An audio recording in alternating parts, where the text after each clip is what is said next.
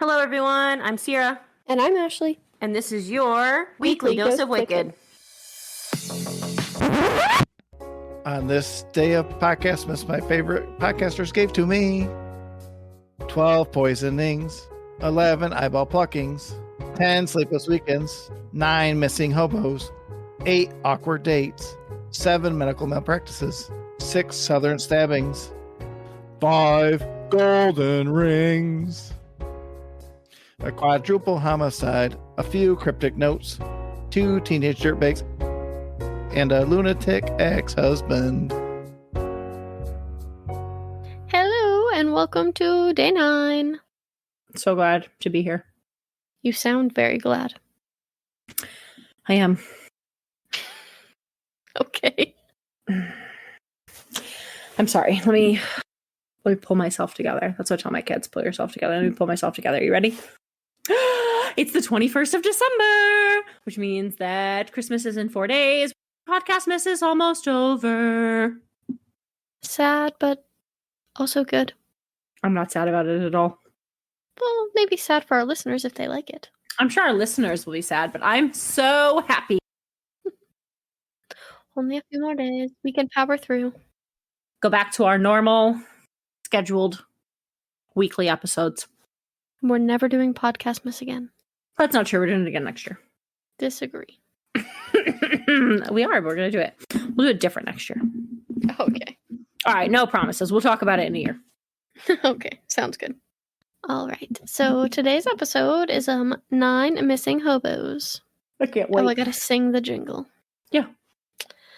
On the 9th day of Podcastmas, my favorite podcasters gave to me 9 missing hobos.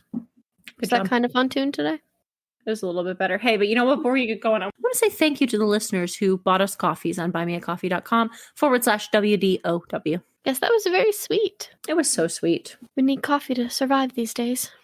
And it's a little late, but if you want to send me a Christmas card, feel free. A Christmas what? A Christmas card. Yeah, what's our P.O. Box? P.O. Box 1142, China Grove, North Carolina, 28031. I don't know. You were so confident. How could you be wrong? I wasn't confident. I did look it up earlier, though. Why do we have 30 likes? Did you go through and like everything on Instagram again? No. What did I say? 28031? I don't know. 28032? What did I say? I think you said 31. It's 28023. I know it's a little late in the season, but if you wanted to send me, Christmas cards, you can do so at P.O. Box 1142, China Grove, North Carolina, 28023. We would love nothing more. I would like them a lot. Add them to my display of Christmas cards. I don't get Christmas cards, so. I've got a bunch. I've gotten a few, but not many. I've gotten like 30. I think it's because I'm not a real adult. Well, you did refer to a man's penis as a pee-pee. Oh my gosh, it was one time. Let it go. As a 26-year-old adult, you said pee. You're never living that down. Okay, anyways, back to 9 Missing Hobos. So this case is about the Phantom Hobo Killer. The Phantom Hobo Killer took the lives of at least 9 middle-aged homeless men between 1950 to 1952. Did you call him the Phantom Hobo Killer? Yes. I didn't know he was a ghost. He's not. I have honestly no idea why he's called the Phantom Hobo Killer, but he is. Oh, okay. Anyways, you interrupted my sentence. That was in Northern California. He was later identified as Lloyd Gomez. Lloyd was born on December 6, 1923 in Caliente, Nevada, to a Shoshone mother and a Mexican father. His mother passed away when he was a child, and he was left to be raised by his father. There's not much about his childhood except that his dad wasn't the best influence. When Lloyd was just 16 years old in 1939, he left home to live on his own. He only had a 4th grade education and really struggled to make it on his own. For the next 16 years, he would live a homeless nomadic lifestyle, traveling around the West Coast using the railroad system. He worked as a farmhand, but he could only work that seasonally, and he would just travel the railways. Between 1939 and 1948, he was arrested several times, racking up quite a long rap sheet. In 1942, he was arrested on suspicion that he was dodging the draft for World War II. but he was released a few days later. In 1942, he was arrested for attempted robbery. He threatened a man's life with a knife for guns and ammunition. He obtained a rifle during this, but he was later turned in and was sentenced to 1.5 to 21 years. He served 4 years of the sentence, and he was released due to overcrowding. That's a huge discrepancy. 1.5 to 21. That's what I thought. But that's what he was sentenced. That's crazy. During the time in jail, he was met by his father, Manuel Gomez. Manuel was arrested for the murder of Jesus Garcia by bashing his head in with a pickaxe handle, supposedly in self-defense after Jesus stabbed him. Manuel was found guilty and sentenced to life in prison. He ended up getting sick in 1954 and died while bedridden in prison. In May of 1946, Lloyd was arrested for assault. He spent 60 days in jail. In July, he was arrested in Vegas for counterfeiting and was sentenced to 1 year and 1 day. Very specific. Yeah, that is specific. In 1948, he was arrested for burglary when he broke into American Can Company's warehouse to steal from their vending machines. He was found by guards and sentenced to a prison camp where he would spend his days building roads.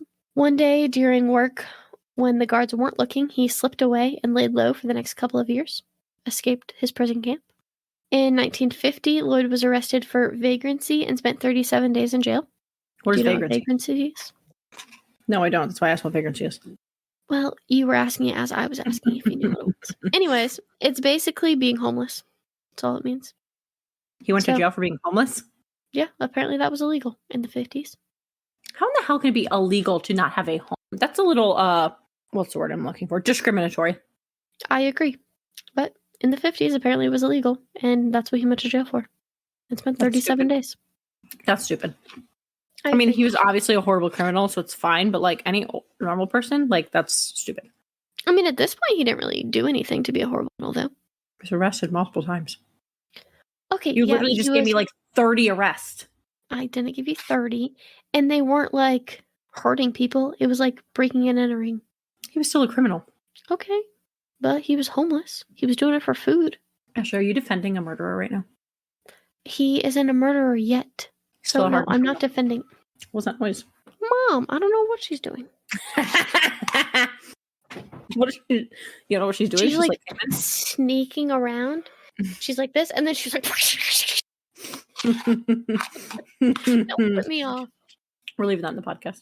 Anyways, no, I'm not defending him. I'm just saying that at this point, he wasn't a horrible criminal. I'm just saying it sounds to me like you're defending a murderer. Okay, well, I'm not. Anyways, on January 15th, 1952, he was arrested again for vagrancy. He was walking the streets with a slash across his face. While in jail, he called the guards to his cell and confessed to murdering 9 men. Okay, so he was a murderer. He started in 1950. So at that point, at the last arrest, he wasn't a murderer yet. Okay. Anyways, Whatever you say, homeboy. I'm just saying he wasn't a horrible criminal. He was a criminal, though. He was a criminal, but Okay, as long as we can agree he was a criminal. anyways, now you made me lose my spot. I'm so sorry. Okay, so he confessed to murdering 9 men. He said that he was quite disappointed because from all of his hard work of murdering 9 men, he only got $62.26. That would suck. So adjusted for inflation, that's $692.53. I was hoping you were going to do that. I was Just for you. just going to the interwebs to adjust that for inflation for myself. I did it for you, so don't worry. But yeah, so Still, though. he... It's like $75 a person, adjusted for inflation. Yeah, that sucks. Yeah, that's not worth it. I mean, is it ever worth it? No, but I'm just saying if you're going to kill people for money, I would hope you get more than $75 a pop. In detail, he told the police of all his murders Can we just hold on a second, though? Why did he think he was going to get more money than that? because that's what he was murdering people for. He was killing them to, like, steal from them. But they were also homeless. So, like, why would they have money? I don't know. I didn't say he was smart. That's pretty stupid. I was thinking, like, 9 Missing Hobos. I was thinking it was going to be, like, a vigilant, like, cleaning up the streets by killing the homeless population. No, he was also homeless. Stupid. Okay. So, in detail, he told the police of all his murders. The murders didn't go unnoticed within the 13 years, and there had been 12 homeless men who were beaten to death in this time. Although serial killers weren't really a term yet, they thought that these murders were connected to the same person. Good job. So the state was called in for an interrogation. So he told them that his first victim was in the summer of 1950. An unidentified man who was Native American and in his mid-40s. In Orville, California, a man was walking in front of Lloyd with a bottle of wine. Lloyd hit him in the back of the head with a rock, took the bottle of wine, and 5 cents. That wasn't very nice. 5 cents? No, not very nice at all. Yeah, 5 cents. That's all he had. He was a hobo. He killed him for 5 cents. Yeah. It's ridiculous. So the body was then found 6 months later by hunters. On November 11th, 1950, Lloyd was visiting Frid John Capusta in his shack near Sacramento, California, when 49-year-old Warren Hood Cunningham came up to them and accused Lloyd of stealing his beer. How do you spell that? How do you spell what one? That horrible name that you just horribly mispronounced. Frid John Capusta? Yeah. F-R-I-D. Capusta. Capusta. How do you spell that? K-A-P-U-S-T-A. Okay. How else would you say that? I don't know. That's just a really weird name. Capusta. I think his name might have been Fred. I don't know. I put in Frid, and I even capitalized it, but maybe that was his name. Let me go to the interwebs. When I look that up, it comes up with fried capusta recipe, fried sauerkraut and noodles. Well, that's not it. There's a Facebook for a fried capusta. There's actually 2,290 people with the last name Capusta. Okay. This just says John Capusta on Wikipedia. Okay. Yeah, I don't know. Okay. Well, I'm really sorry if I messed up that name.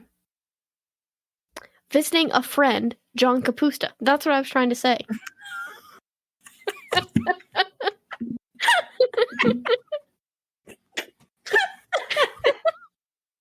Oh my gosh. You meant to say friend and you typed Frid?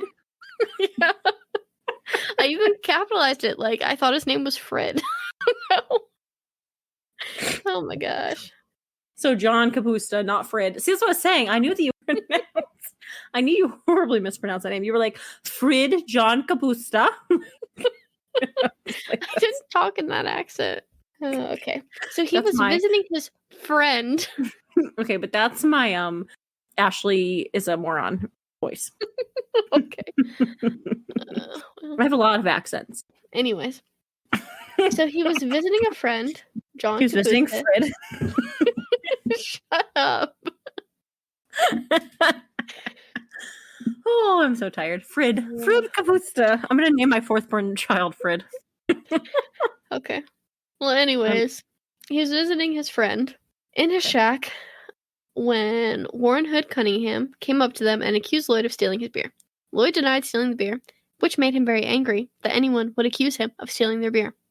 I agree. It's a pretty shitty thing to do. I would get mad too. Probably so mad I'd punch him. Well, Lloyd stewed over this for a couple of hours. And then he decided to take that rifle that he obtained in that robbery in 42 and find Warren and shot him 3 times. I said I find it very interesting that as a homeless man, rifle laying around. Well, he stole it.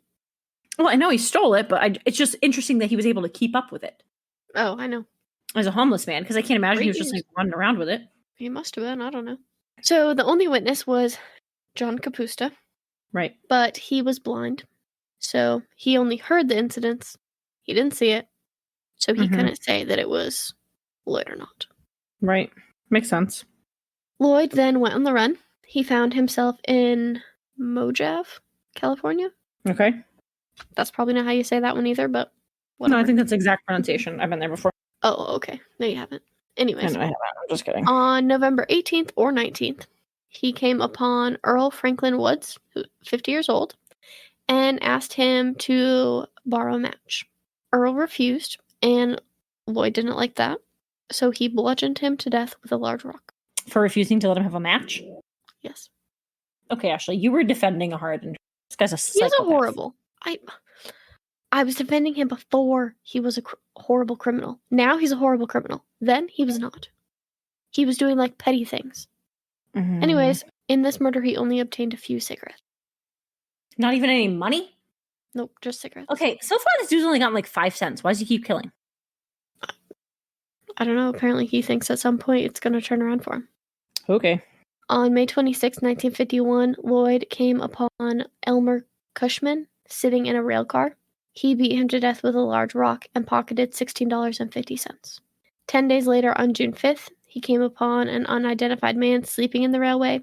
He picked up a wooden plank and beat him to death. He got $20.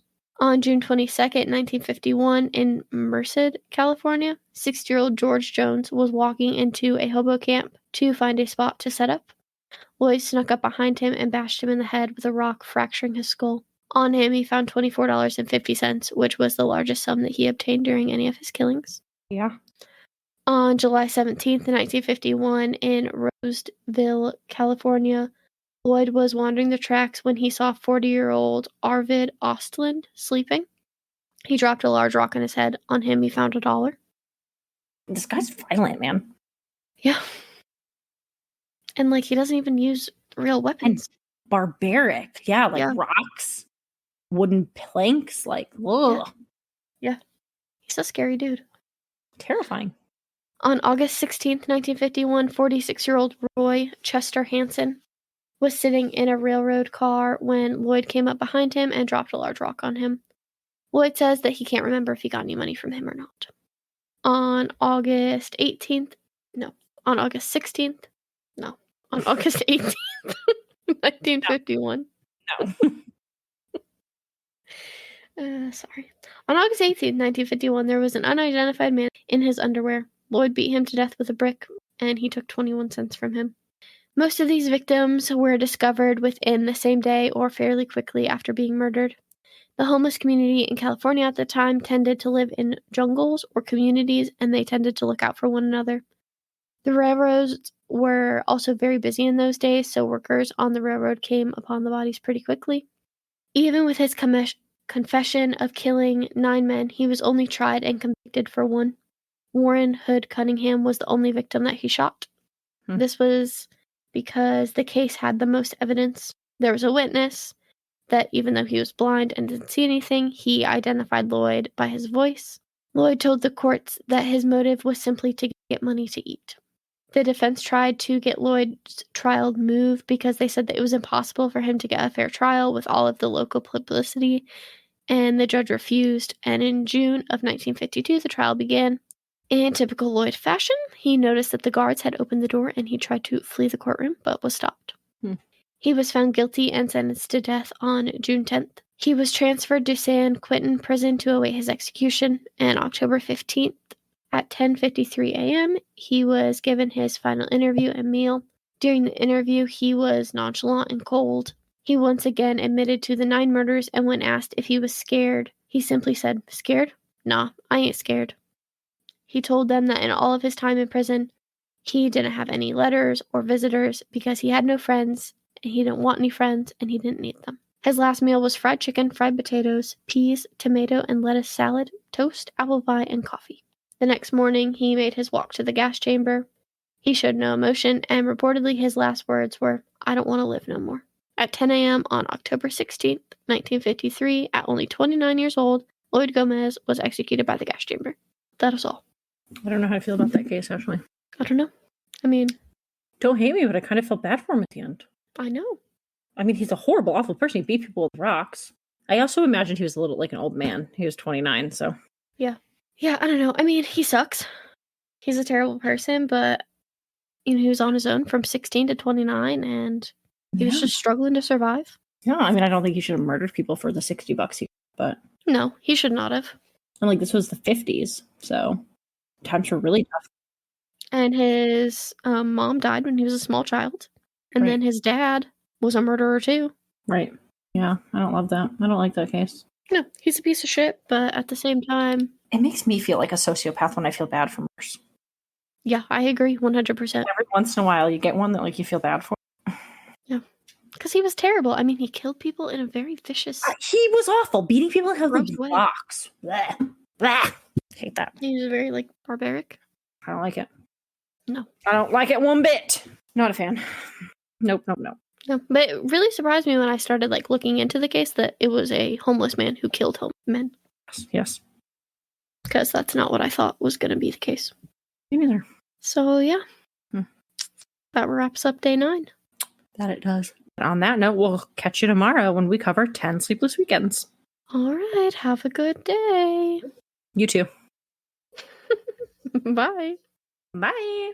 Hey, everyone. Thanks for listening. If you liked what you heard and want to support a small podcast, please give us money at www.patreon.com/weekly dose of wicked, where you can join one of our 3 tiers. At the $5 level, we've got the moderately wicked. For $7 a month, we've got the awesomely wicked. And for all of those high rollers, big ballers out there, we got the $10 level, the extraordinarily wicked. As a member of our Patreon, you are entitled to bonus episodes. You also get a one-time shout out on our podcast, as well as some other cool little extra things going on there. So come on over, join our fan club. Feel free to give us a follow on Instagram at weekly_dose_of_wicked, or you can literally just search Weekly Dose of Wicked and we'll pop up because we're the only ones. For a direct feed of our podcast, please go to www.weeklydoseofwicked.buzzsprout.com. Great news! You can now listen to us pretty much wherever you like to listen to podcasts. That's right, folks. We are big time. You can now hear your Weekly Dose of Wicked on Apple Podcasts, Spotify, Google Podcasts, Amazon Music, Stitcher, iHeartRadio, TuneIn Plus Alexa, Podcast Addict, Podchaser, Pocket Cast, Deezer, Listen Notes, Player FM, Podcast Index, Overcast, Castro, Castbox, and Podfriend. The only place we can't seem to get ourselves on is Pandora. So we'll let you know when that happens. In the meantime, make sure to come back next Wednesday for your Weekly Dose of Wicked. But